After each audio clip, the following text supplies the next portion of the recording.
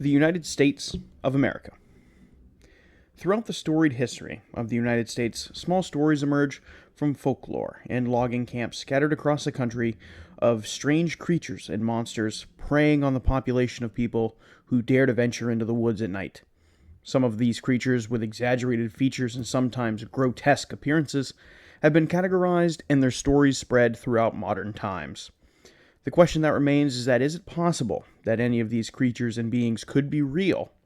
Could they perhaps be inspired by actual creatures and animals? Or are these all just crazy, made-up creatures to scare loggers and people new to the rural American lifestyle? Today on Unblurring the Unknown, we dive back into the world of the Fearsome Critters with Fearsome Critters 2.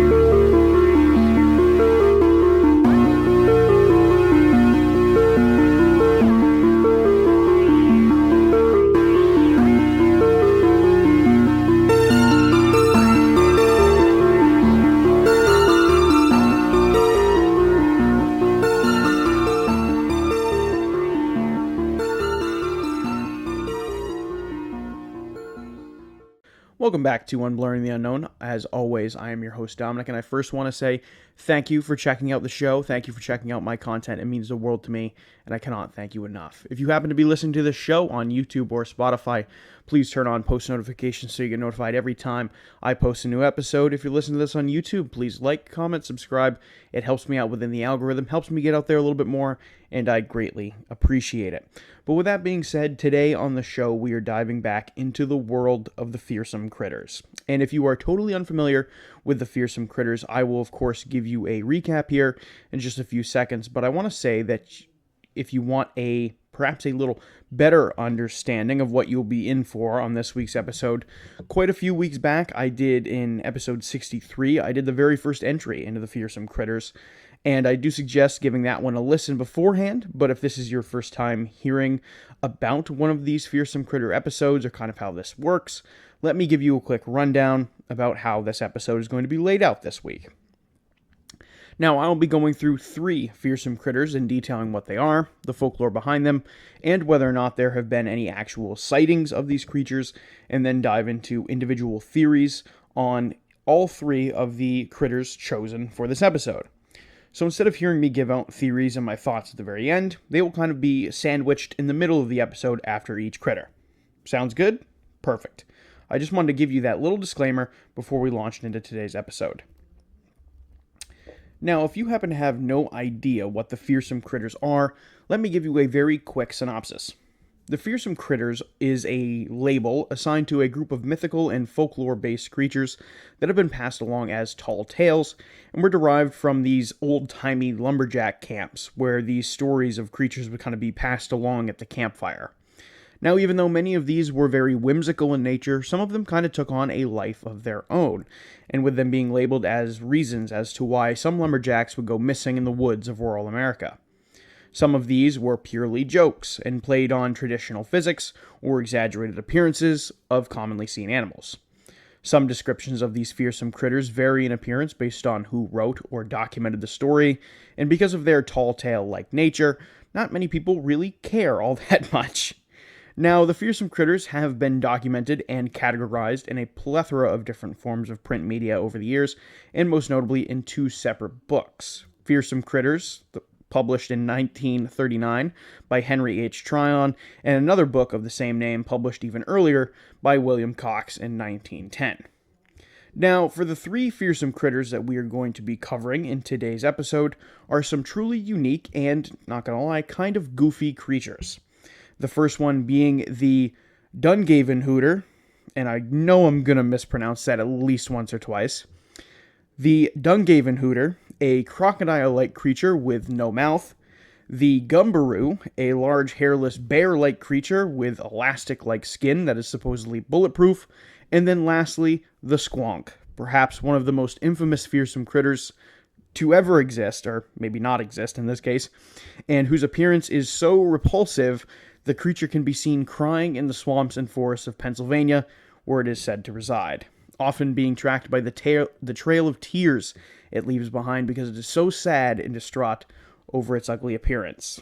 Now, needless to say, this is a good, eclectic mix of critters today, and let's dive into them, starting with the Dungavenhooter. Now, the Dungavenhooter is a cunning reptile similar in appearance to a crocodile. According to legend, it is commonly found in Maine and Michigan, and when the folklore was told, the Dungavenhooter was said to lurk in the marshlands and swampy areas of the forest, and said to prey upon the lumberjacks working in these areas of the woods. According to legend, the Dungavenhooter often fed upon drunken loggers who would be stumbling around the woods in the middle of the night, and reportedly be made very easy prey of the Dungavenhooter in the process. Now, while the Dungavenhooter resembles a crocodile or alligator in appearance, the creature has one big difference, and that is being that it has no mouth, but rather a extremely large set of nostrils. The Dungavenhooter has short but stout, thick legs and a large tail that it is used as its primary weapon of attack. Drunken loggers would often get within reach of this huge tail, and the Dungavenhooter would use it as a weapon to incapacitate the logger and then proceed to continue attacking the victim. Now, you might be asking, now that just kind of giving you that little detailed description of the Dungavenhooter, how is it possible that a creature that has no mouth is able to be such a predator? After all, it needs to eat, right? How would it eat if it did not have a mouth? And that is where the story kind of gets a little whimsical and a little wacky. The Dungavenhooter would use its short, stocky legs to pound and stomp its prey until a point their remains would turn into chunky dust, and then using its nostrils, it would then be inhaled, or for lack of a better word, snorted, which I have to say is kind of, the gimmick of these creatures. The fearsome critters in general, they all seem to have this kind of, not all of them, but a lot of them seem to have a gimmick, or a very, goofy take on their appearances, or the way that they eat, or the way that they interact with other animals, or the way that they hunt. These are just kind of all the fearsome critters in general. They have these very wacky ways, and like I said, these gimmicks on whether it be based on how they attack people, or how they look, and a lot of them are very wild, and a part of that makes me like exploring them, and makes me wonder, what inspired these, and what was their purpose for? Why were they created? Obviously, these being kind of tall, tailish in nature. I like getting to the bottom of why these creatures were maybe made up, why they existed, and what kind of inspired them, and what was their purpose. I know I'm, of course, getting a little off track, but that's what I find fun about these, this collection of creatures as a whole. Now, often confused with the New Brunswick ghost legend of the Dungarvan simply a name only, the Dungavenhooter is a truly unique beast within the catalog of the Fearsome Critters. However, just listening to the stories, there are some significant holes here. Judging by the limited verbiage we have in the Fearsome Critters catalog about how the Dungavenhooter lived, you would think it would be mostly a marine animal that sometimes can be found outside of the water, much like your common crocodile or alligator. But judging by the material we do have, it seems to be mostly a land creature that likes to hide in marshes and around bushels of plants, and, hiding in bushes and around stumps and stuff to kind of disguise itself before it attacks an unsuspecting woodsman. Now, while these stories that are cataloged by the Fearsome Critters collection mostly state that this creature was predominantly found in Maine and Michigan, that would be very questionable at best, because neither state holds any known species of crocodile or alligator, and as simply put, if they did in fact live in Maine and Michigan, they would struggle to survive in the winter months of Maine, Michigan, and other northern states. This is, of course, assuming that the Dungavenhooter applies to the same laws of living that its prehistoric representatives do. Alligators are the most active when it is warm out, and rely on external heat sources to keep them warm. So that's why they enjoy the baking heat of the sun and are often found sunbathing on really hot days next to the waterways of the American South, for example.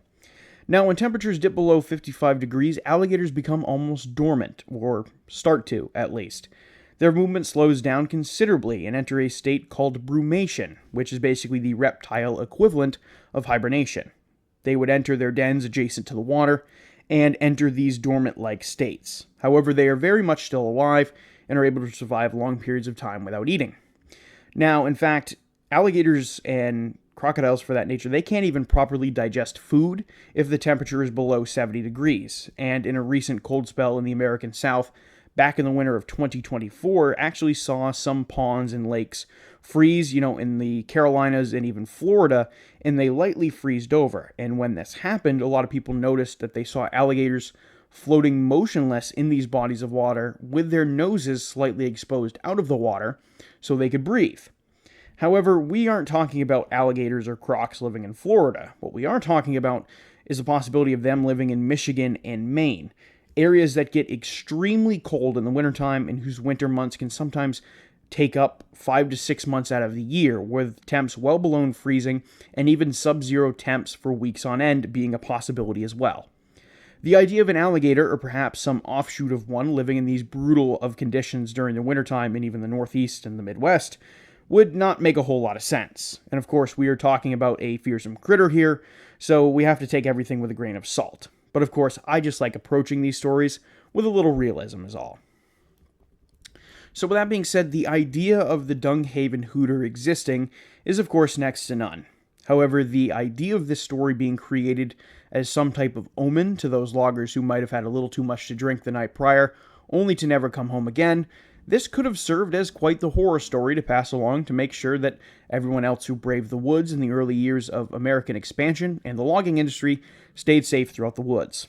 All in all, it is pretty much a fact that the Dungavenhooter is a product of an active imagination, and there really isn't any real-world explanation for what this could be a misidentification of or anything like that. And for that reason, there really isn't any theories here for this one. Mostly that this is just an alligator without a mouth that they moved up north to probably scare loggers into not getting plastered in the middle of the night around the campfire and then go aimlessly wandering off in the woods in the middle of the night. I mean, in my opinion, you shouldn't really need a creature to do that. There's enough crazy shit out in the rural woods of America to begin with, especially in the Northeast, where you would certainly not catch me just meandering around in the middle of the forest, in the middle of nowhere. I am good sitting here in my office chair recording this show. Now, let's move on to the second fearsome critter I want to cover today, and that being the Gumberoo. Another truly unique specimen, and as we'll figure out, perhaps an explanation for something that loggers in the area of California and Washington State couldn't quite explain, and we're going to dive into all of that. The Gumberoo is truly unique, and is a truly unique creature of the lumberwoods, and that being said, they are a very large and rarely seen creature in similar shape and size to that of an adult black bear, except they are almost entirely smooth with no hair on their bodies, with the exception of a little bit on their chins, so they have like little beards, which I find kind of funny. They are said to create their dens in the hollowed out bases of large trees that have been burned by forest fires. This contributes to their charcoal black skin, as the burnt tree soot would rub off on their hides and would make them even darker than they normally would be. Now, the Gumberoo is said to have been very stretchy and have this kind of elastic-like skin that helps it repel attacks. Its skin is so elastic that it is nearly bulletproof, and phrased like this in the William T. Cox 1910 version of Fearsome Critters, and I quote, "A bullet shot against its hide is sure to strike the hunter between the eyes," commenting on bullets almost bouncing clean off of its hide completely and almost ricocheting back at people. Now, the Gumberoo is completely smooth without a wrinkle on its body, and it is very annoyed when bothered or having to avoid predators. Now, that's kind of funny, not gonna lie. This is because predators really have no method of trying to kill the Gumberoo, as its hide is nearly impenetrable. So the Gumberoo merely looks at attempts on its life as annoyances, more or less. And I would have to say I have a couple friends who act that way as well. Now, I have to say I kind of envy the Gumberoo in that aspect.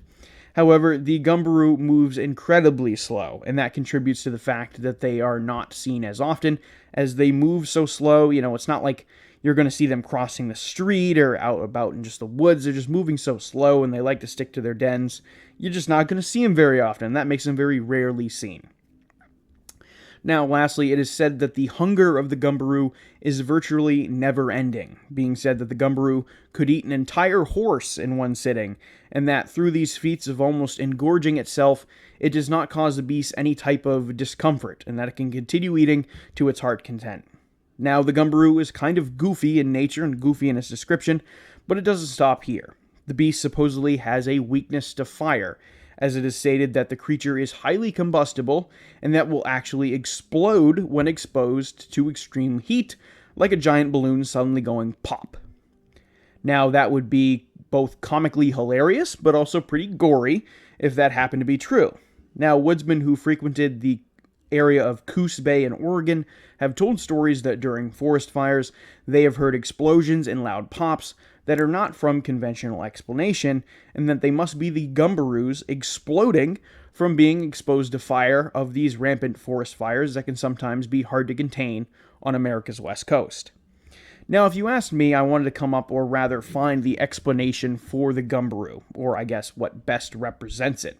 And that, to me, is found in kind of the exploding part of the animal's description. Now, perhaps the Gumberoo was created as an explanation to the phenomenon of trees blowing up when they are subjected to immense stress, such as fire, frigid cold, and, of course, getting struck by lightning. And I wanted to explore this because this seems to be the only match of the idea of loud booms going off during forest fires. And perhaps this was the lumberjacks of the time creating an animal that was responsible for exploding during these fires and thus creating these loud booms during the fires that at people during the time could not explain to their conventional knowledge. Now, trees explode for a couple of different reasons. During fires, the heat from the fire outside of the tree often causes the water inside of the tree to turn into steam and turn into a gas. And this causes the steam to expand and force its way outwards, causing an explosion. Now, a similar thing happens when trees are struck by lightning as well, as the immense heat from the lightning strike would then, of course, turn the water inside the tree into steam, and then it, of course, expands outwards. Now, in colder climates, this can happen as well, as sap within the inside of trees can freeze, and of course, when it freezes, it expands outward, and then causing trees to snap and explode as well. Now, moral of the story, rapid temperature changes can affect the trees and cause them to explode.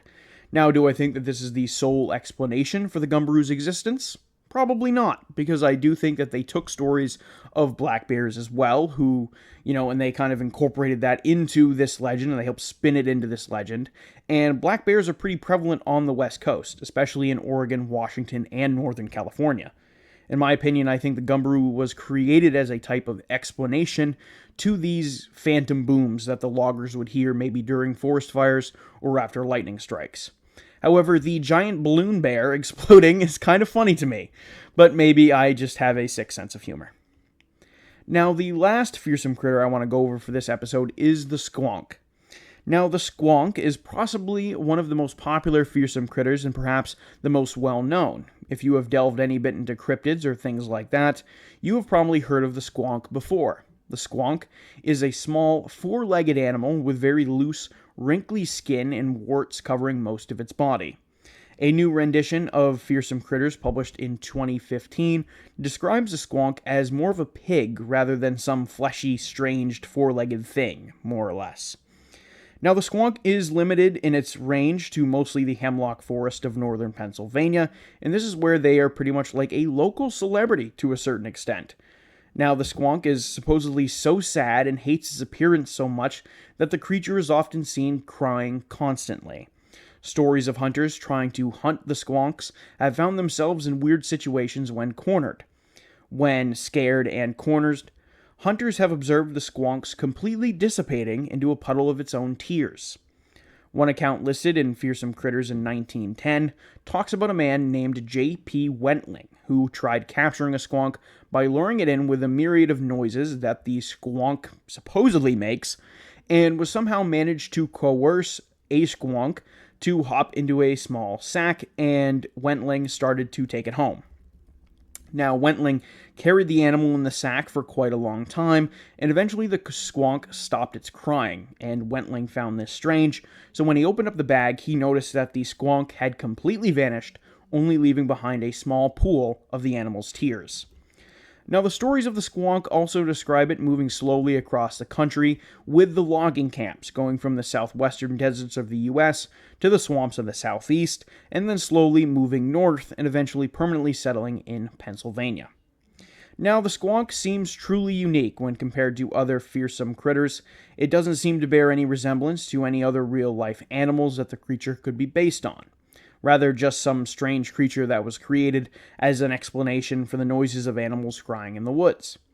Now, many animals, such as coyotes, bobcats, and owls, can make noises that sound very much like crying in the woods. And of course, there's that old kind of urban legend that if you hear a baby crying in the woods, you're supposed to run out of the woods. Again, totally separate legend.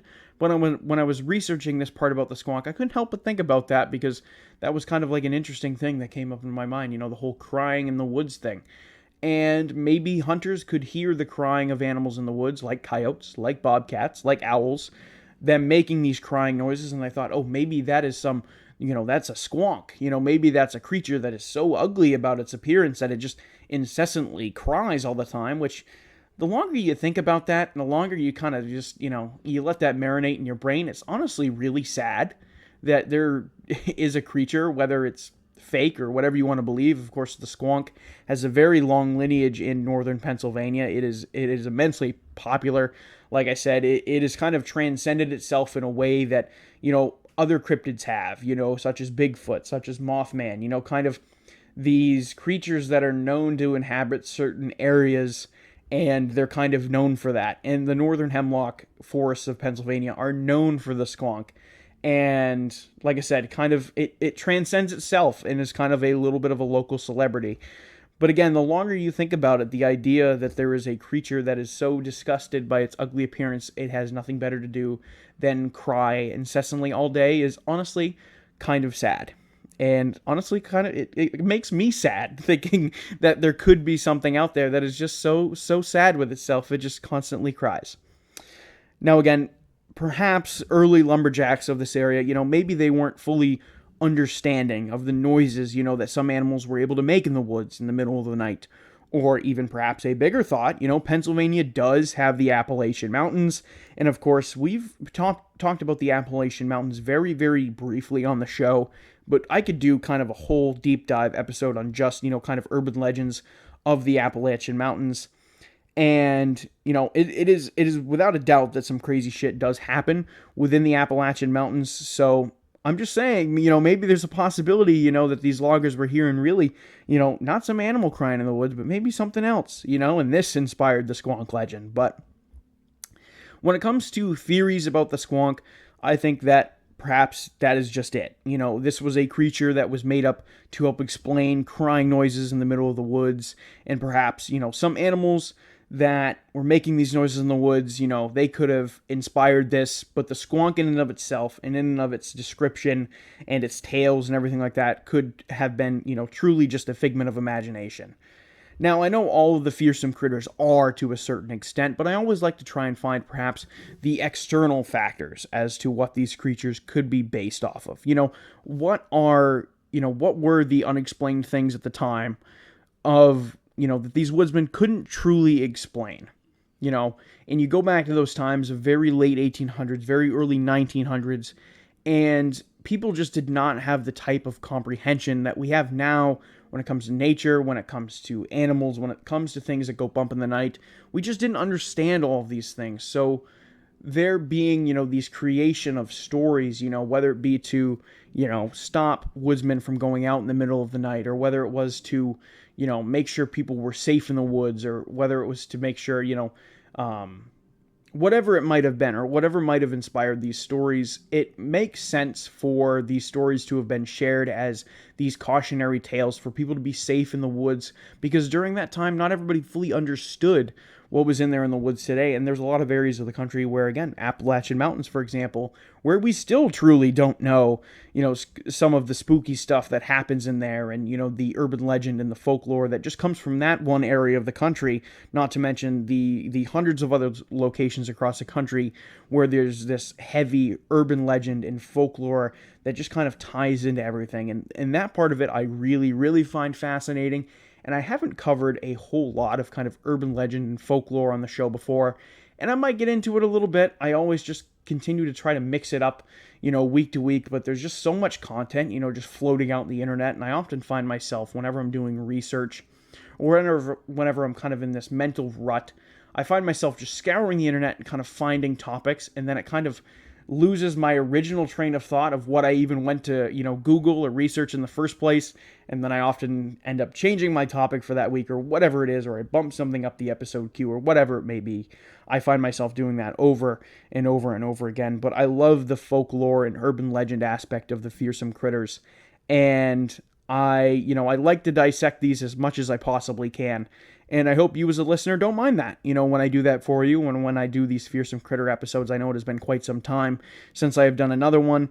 However, a question for the listeners. If there are certain Fearsome Critters you would like for me to eventually cover on the next installment of these Fearsome Critter episodes, please let me know. Whether that be through Instagram direct message or through my email, which is unblurringtheunknown@gmail.com.